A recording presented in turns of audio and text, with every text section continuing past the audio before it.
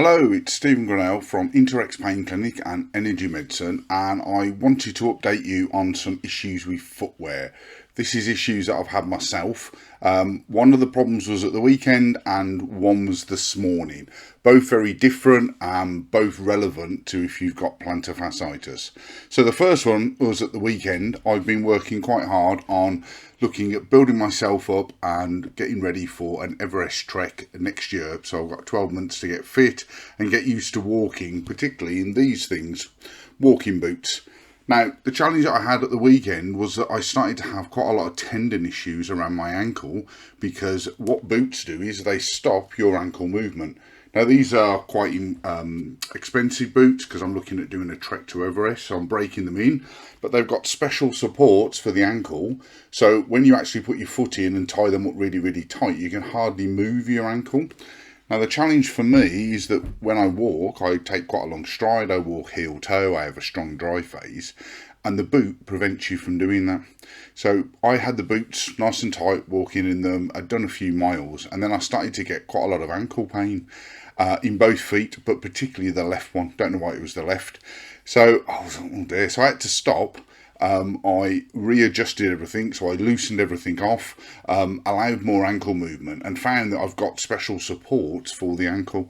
So I actually took those off and disengaged those, redid the boots up, started walking in them, much more comfortable.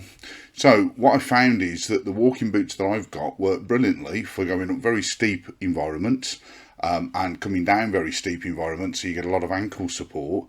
But when you're in less steep environments and you're trying to walk relatively quickly, you do definitely need to loosen them off, because that's starting to cause some tendonitis quite quickly. My ankle was hurting quite a lot and the pain was quite severe, quite noticeably, quite quickly. The second problem, which is why I wanted to jump on today, was I've bought a new pair of trainers. I love trainers. These are the trainers. So the trainers are sort of normal. They're fashion shoes. They're not anything particularly fancy or special. As you'll see, they've got quite a big heel. Super comfy, and I bought them just as sort of casual fashion trainers just to wear regularly. Now I have a 20-minute walk to come into the clinic, and today, lovely day, I thought, right, I'll put my trainers on, let's have a little walk, let's have a little wander in them. So as I'm walking along, I'm starting to feel discomfort around the outer parts of my feet, going from the heel all the way down the outside, all the way to the little toe. And I thought, oh, that's a bit odd. That's not normal. So I'm walking along, and what I found is that because of the nature of the heel and the size of the heel at the back, when I'm actually having a heel strike, it's too thick, it's too much support there, and I'm not running. So because I'm not running and I'm walking, what I'm doing is I'm catching here, which is putting a lot of pressure on the outer edge of my foot. And then the dry phase, because of the thick heel, it's got a lot of support. They're really comfortable from a standing perspective. As I push off, what's happening is that it's putting my body weight more forwards. So my walking style in relation to the shoes doesn't work. So what I did was I started modifying my stride and looking at my stride pattern so that I could get the trainers to be comfortable, as opposed to getting trainers that were comfortable for walking. So the key thing to think about there is, okay, right, I've got lots of ankle movement, brilliant, but my body is leaning slightly forwards, which is not as comfortable for me. And also then, as I'm walking, I'm taking quite long strides. You tend to be quite industrious first thing in the morning. You've got up, get yourself ready, and off you go. So it was quite a reasonably quick pace.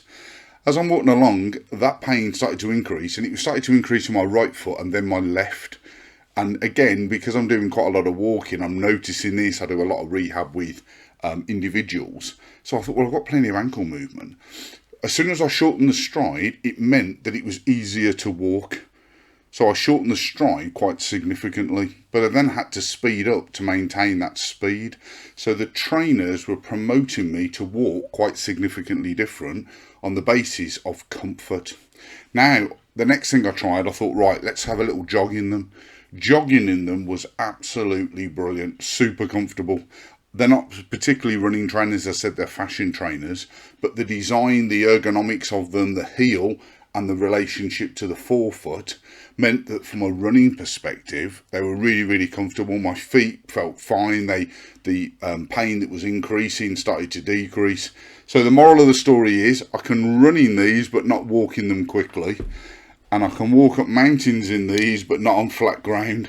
So what I'm trying to stress is that footwear can have a massive impact on how your feet operate from a muscular point of view, from an ankle movement point of view, and also from a pain point of view. Now, I've had some Mortons and Neuroma in the past, and I have had some plantar fasciitis in the past. So within that, I've experienced those sort of symptoms, and obviously, as I said, I'm doing a lot more walking. So because I'm doing more walking, I'm more conscious of what I'm wearing, what hurts, what doesn't. Obviously, I'm doing repeated walking, so my muscles and conditioning, particularly my feet, is starting to change. And obviously, over this week, I've had two distinct problems, both related to footwear, and both required footwear modification and walking modification. Now, if you've got plantar fasciitis, the challenge then is that you might purchase a pair of shoes, like I did, based on what they look like and comfort. And they might work brilliantly. I tried these on in the shop. They were like, oh, these are lovely. Few strides in them, yeah, but you're not walking normally. So I found that one of the things to consider is by just changing footwear, that can help, particularly if you're wearing a particular pair of shoes or trainers for the day. And invariably also a new pair of shoes, that don't necessarily have to be expensive, can have quite a positive effect, because it means everything resets to zero. So if you're looking at making some movement modifications, having a new pair of shoes with limited wear means that you haven't got any of your old habits into the shoe, so the where they've worn down, where the cushioning's disappeared. When you start fresh, you can start fresh easier for finding all the various variables. So I just wanted to update today because I've had two personal issues this week, and the last one was this morning walking into work.